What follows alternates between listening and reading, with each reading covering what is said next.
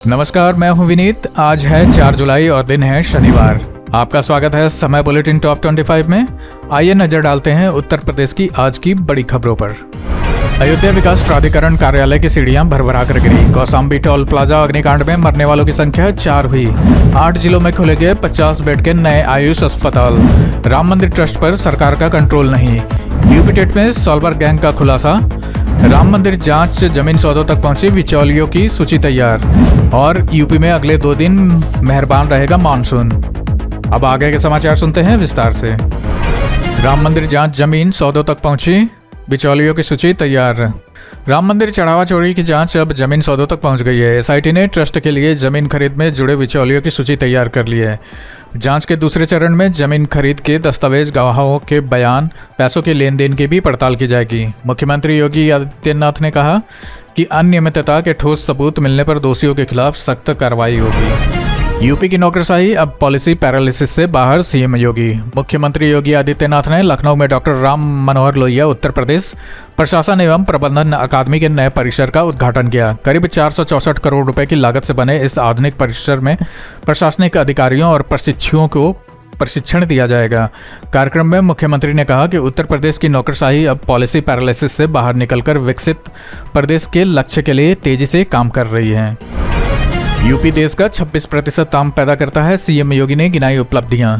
लखनऊ में आम महोत्सव के उद्घाटन पर मुख्यमंत्री योगी आदित्यनाथ ने कहा कि देश के कुल आम उत्पादन में उत्तर प्रदेश की हिस्सेदारी 26% है, जबकि आम की खेती केवल 9% क्षेत्र में होती है। उन्होंने बताया कि महोत्सव में 800 से अधिक किस्मों के आम प्रदर्शित किए गए हैं, जिनमें दशहरी, लंगड़ा, रतौल, आम्रपाली जैसी प्रमुख किस्में शामिल हैं। नंदिनी योजना में 11,80,000 तक की सब्सिडी, 21 जुलाई तक आवेदन। उत्तर प्रदेश सरकार की नंदिनी योजना के तहत किसानों, पशुपालकों और बेरोजगार युवाओं को आधुनिक डेयरी खोलने का मौका मिलेगा। 10 उच्च दुग्ध उत्पादन वाली गांवों की डेयरी के लिए 23,50,000 की परियोजना पर सरकार 50% यानी 11,80,000 तक की सब्सिडी देगी। जिले में पहले चरण में 6 डेयरी इकाइयां स्थापित की जाएंगी। इच्छुक अभ्यर्थी 21 जुलाई तक आवेदन कर सकते हैं। राम मंदिर ट्रस्ट पर सरकार का कंट्रोल नहीं, आरटीआई में भी नहीं आता। राम मंदिर का संचालन करने वाला श्री राम जन्मभूमि तीर्थ क्षेत्र ट्रस्ट केंद्र और उत्तर प्रदेश सरकार से पूरी तरह स्वतंत्र संस्था है। केंद्रीय गृह मंत्रालय ने स्पष्ट किया है कि यह ट्रस्ट अपनी सभी प्रशासनिक और वित्तीय फैसले स्वयं लेता है और उस पर किसी भी सरकारी विभाग का सीधा नियंत्रण नहीं है। ट्रस्ट का गठन सुप्रीम कोर्ट के निर्देश पर किया गया था ताकि मंदिर निर्माण और उससे जुड़े कार्य पारदर्शी तरीके से संचालित हो सके। इसी आधार पर केंद्रीय सूचना आयोग ने यह भी माना है कि ट्रस्ट सूचना का अधिकार आरटीआई कानून के दायरे में नहीं आता, क्योंकि यह सरकारी संस्था नहीं है। हालांकि ट्रस्ट अपनी गतिविधियों और निर्णयों को सार्वजनिक रूप से साझा करता रहता है। यूपी में अगले 2 दिन मेहरबान रहेगा मानसून। उत्तर प्रदेश में मानसून पूरी तरह सक्रिय हो गया है और इसका असर प्रदेश के अधिकांश हिस्सों में साफ दिखाई दे रहा है। मौसम विभाग के अनुसार अगले 2 दिनों तक प्रदेश के कई जिलों में हल्की से मध्यम बारिश होने की संभावना है, जबकि कुछ स्थानों पर तेज बारिश भी हो सकती है। इसके साथ ही गरज चमक और तेज हवाएं चलने की भी चेतावनी जारी की गई है। लखनऊ, कानपुर, वाराणसी और आसपास के क्षेत्रों में बारिश के कारण तापमान में गिरावट दर्ज की जाएगी, जिससे लोगों को उमस भरी गर्मी से राहत मिलेगी। मौसम विभाग ने किसानों और आम नागरिकों को सलाह दी है कि वे मौसम के ताज़ा अपडेट पर नज़र रखें और आवश्यक सावधानियां बरतें। 8 जिलों में खुलेंगे 50 बेड के नए आयुष अस्पताल। उत्तर प्रदेश सरकार ने परंपरागत चिकित्सा सेवाओं के विस्तार के लिए 8 जिलों में 50-50 बेड के नए आयुष अस्पताल खोलने का फैसला किया है। पहले चरण में इस परियोजना पर 60 करोड़ रुपए खर्च किए जाएंगे। इन अस्पतालों में आयुर्वेद, होम्योपैथी, पंचकर्म योग, प्राकृतिक चिकित्सा, एक्सरे और अल्ट्रासाउंड जैसी सुविधाएं एक ही छत के नीचे उपलब्ध होंगी। इससे ग्रामीण इलाकों में इलाज की सुविधाएं और बेहतर होंगी। यूपी में ग्रीन एनर्जी बढ़ाने के लिए कोल इंडिया से बड़ा समझौता। उत्तर प्रदेश राज्य विद्युत उत्पाद निगम और कोल इंडिया लिमिटेड के बीच ग्रीन एनर्जी परियोजनाओं को लेकर संयुक्त समझौता हुआ है। इस साझेदारी के तहत प्रदेश में solar, floating solar, rooftop solar, पवन ऊर्जा और पंप्ड स्टोरेज परियोजनाएं विकसित की जाएंगी। नई संयुक्त कंपनी इन परियोजनाओं के निर्माण, संचालन और रखरखाव का काम संभालेगी। इससे प्रदेश में स्वच्छ ऊर्जा उत्पादन, बिजली आपूर्ति को नई गति मिलने की संभावना है। मदरसा फंडिंग की एटीएस जांच पर रोक से हाईकोर्ट का इनकार। इलाहाबाद हाईकोर्ट ने उत्तर प्रदेश के मदरसों की विदेशी फंडिंग की एटीएस जांच पर रोक लगाने से इनकार कर दिया है। अदालत ने कहा कि जांच शुरू करना किसी को दोषी ठहराना नहीं और संबंधित संस्थानों को अपना पक्ष रखने का पूरा अवसर मिलेगा।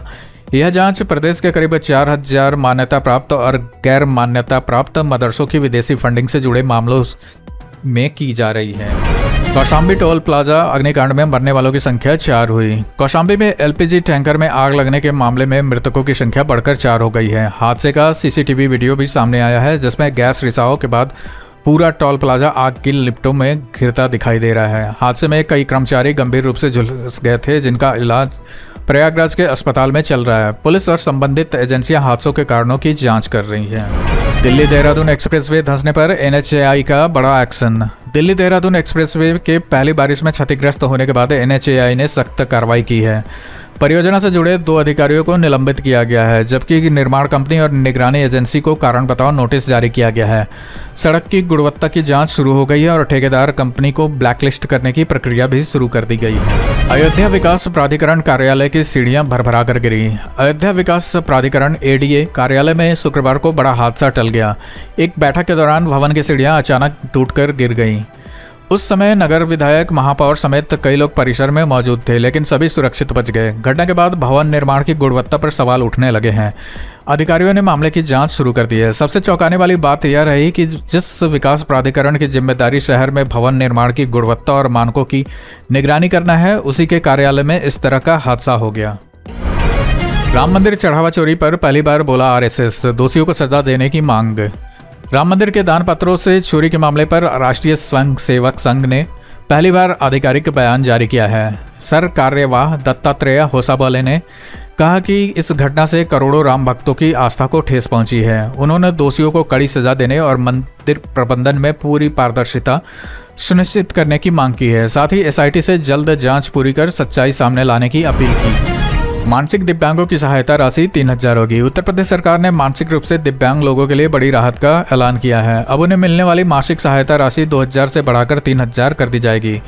मुख्यमंत्री योगी आदित्यनाथ ने सभी पात्र लाभार्थियों तक योजना का लाभ पहुंचाने के लिए निर्देश दिए हैं। इसके साथ ही हर जिले में सहायक उपकरण वितरण शिविर भी लगाए जाएंगे। विशेष विद्यालयों को भी मजबूत किया जाएगा। ब्रिजभूषण सिंह केस में 3 अगस्त को आएगा फैसला। महिला पहलवानों के यौन उत्पीड़न मामले में दिल्ली की रोज एवेन्यू कोर्ट ने ब्रिजभूषण सिंह के खिलाफ सुनवाई पूरी कर ली है। अदालत ने फैसला सुरक्षित रखते हुए 3 अगस्त की तारीख तय की है। दोनों पक्षों को अपनी अंतिम लिखित दलीलें दाखिल करने के लिए 2 सप्ताह का समय दिया गया है। इस मामले में सभी की नज़र अब अदालत के अंतिम फैसले पर टिकी है। चंदा चोरी पर अखिलेश का हमला, बोले बीजेपी को न दान मिलेगा न वोट। समाजवादी पार्टी अध्यक्ष अखिलेश यादव ने राम मंदिर चढ़ावा चोरी मामले को लेकर बीजेपी पर निशाना साधा। उन्होंने कहा कि आस्था से जुड़े मामले की पूरी सच्चाई सामने आनी चाहिए। अखिलेश ने आरोप लगाया कि इस घटना से लोगों का भरोसा टूटा है। उन्होंने दावा किया कि अब जनता बीजेपी को न दान देगी न वोट। यूपी दौरे पर आएंगे नितिन नवीन, चुनावी रणनीति पर होगा मंथन। भाजपा के राष्ट्रीय अध्यक्ष बनने के बाद नितिन नवीन पहली बार 2 दिवसीय दौरे पर लखनऊ पहुंचेंगे। इस दौरान वह सरकार और संगठन के वरिष्ठ नेताओं के साथ बैठक करेंगे। आगामी विधानसभा चुनाव की तैयारियों, संगठन की रणनीति और कार्यकर्ताओं के सम्मेलन पर विस्तार से चर्चा होगी। पार्टी ने उनके स्वागत और बैठकों की तैयारियां पूरी कर ली हैं। सहारनपुर में 18 जुलाई को ओवैसी की बड़ी जनसभा। एआईएमआईएम प्रमुख असदुद्दीन ओवैसी 18 जुलाई को सहारनपुर में जनसभा करेंगे। पार्टी पश्चिमी उत्तर प्रदेश में संगठन मजबूत करने और मुस्लिम बहुल क्षेत्रों में जनसंपर्क बढ़ाने की तैयारी कर रही है। कार्यक्रम को लेकर स्थानीय स्तर पर तैयारियां तेज कर दी गई हैं। इससे पहले ओवैसी बिजनौर में भी जनसभा कर चुके हैं। राम मंदिर चंदा चोरी पर कांग्रेस का हमला, पीएम मोदी से जवाब मांगा। वाराणसी पहुंचे कांग्रेस नेता राजेंद्र पाल गौतम ने राम मंदिर चढ़ावा चोरी मामले को लेकर केंद्र सरकार पर निशाना साधा है। उन्होंने कहा कि जब मंदिर निर्माण का श्रेय प्रधानमंत्री नरेंद्र मोदी ने लिया था तो इस मामले की जवाबदेही भी तय होनी चाहिए। उन्होंने कहा कि पूरे मामले की निष्पक्ष जांच हो और दोषियों के खिलाफ सख्त कार्रवाई की जाए। यूपी टेट में सॉल्वर गैंग का खुलासा, दूसरे की जगह परीक्षा देते 15 गिरफ्तार। उत्तर प्रदेश शिक्षक पात्रता परीक्षा के दौरान बड़े फर्जीवाड़े का खुलासा हुआ। प्रदेश के अलग अलग परीक्षा केंद्रों से 15 सॉल्वर गिरफ्तार किए गए, जो दूसरे अभ्यर्थियों की जगह परीक्षा दे रहे थे। पहली पाली में 7 और दूसरी पाली में 8 फर्जी परीक्षार्थी पकड़े गए। सभी आरोपियों के खिलाफ मुकदमा दर्ज कर आगे की जांच की जा रही है। 12वीं पास युवक फर्जी दरोगा बनकर करता था ठगी, गिरफ्तार। वाराणसी पुलिस ने खुद को दरोगा बताकर लोगों से ठगी करने वाले 12वीं पास युवक को गिरफ्तार किया है। आरोपी पुलिस कचहरी नगर निगम में नौकरी दिलाने का झांसा देकर लोगों से लाखों रुपए वसूलता था। पुलिस ने उसके पास से फर्जी पुलिस वर्दी, पहचान पत्र और अन्य सामान बरामद किया है। आरोपी के खिलाफ आगे की कानूनी कार्रवाई की जा रही है। सरयू में पलटी मोटर बोट, लाइफ जैकेट ने बचाई 5 लोगों की जान। गोरखपुर के बढ़लगंज स्थित रामकंवल शाही घाट पर शुक्रवार सुबह एक मोटर बोट पलट गई। बोट में एक ही परिवार के 5 लोग सवार थे जो नदी की सैर पर निकले थे। हादसे के दौरान सभी ने लाइफ जैकेट पहन रखी थी, जिससे उनकी जान बच गई। घाट पर मौजूद नाविकों ने तुरंत नदी में उतरकर सभी को सुरक्षित बाहर निकाल लिया। इस हादसे में कोई जनहानि नहीं हुई। 218 करोड़ टैक्स चोरी केस में सपा नेता समेत 3 गिरफ्तार। बदायूं में 218 करोड़ 40 लाख की टैक्स चोरी के मामले में सीजीएसटी की कार्रवाई तेज हो गई है। पुलिस ने सपा के जिला कोषाध्यक्ष समेत 3 आरोपियों को गिरफ्तार कर जेल भेज दिया है। जांच के दौरान पान मसाला और गुटखा बनाने की मशीनें, सुपारी, बड़ी मात्रा में पैकिंग सामग्री बरामद हुई है। अधिकारियों के मुताबिक बिना रजिस्ट्रेशन कारोबार चलाकर बड़े पैमाने पर टैक्स चोरी की गई। फर्जी कागजों से डीआईजी कार्यालय हड़पने की साजिश, छापर केस। वाराणसी में फर्जी दस्तावेजों के जरिए डीआईजी रेंज कार्यालय और सरकारी आवास की जमीन अपने नाम कराने की कोशिश का मामला सामने आया है। पुलिस ने 6 नामजद आरोपियों के खिलाफ केस दर्ज कर जांच शुरू कर दी है। आरोप है कि सरकारी रिकॉर्ड में हेरफेर कर इस संपत्ति का नामांतरण कराने की कोशिश की गई। मामले की जांच जारी है। ग्रेटर नोएडा का बिसरख गांव, जहां आज भी होती है रावण की पूजा। ग्रेटर नोएडा वेस्ट का बिसरख गांव अपनी अनोखी परंपरा के लिए जाना जाता है। यहां रावण को गांव का गौरव माना जाता है और उसकी नियमित पूजा की जाती है। दशहरे में गांव में न रामलीला होती है, न ही रावण का पुतला जलाया जाता है। स्थानीय लोगों का मानना है कि बिसरख रावण की जन्मस्थली है, इसलिए यहाँ सदियों पुरानी यह परंपरा आज भी निभाई जा रही है। इसी के साथ आज की खबरों का सिलसिला हम यहीं समाप्त करते हैं। अगर आपको लगता है ऐसी खबरें जरूरी हैं तो चैनल सब्सक्राइब करके जुड़े रहिए।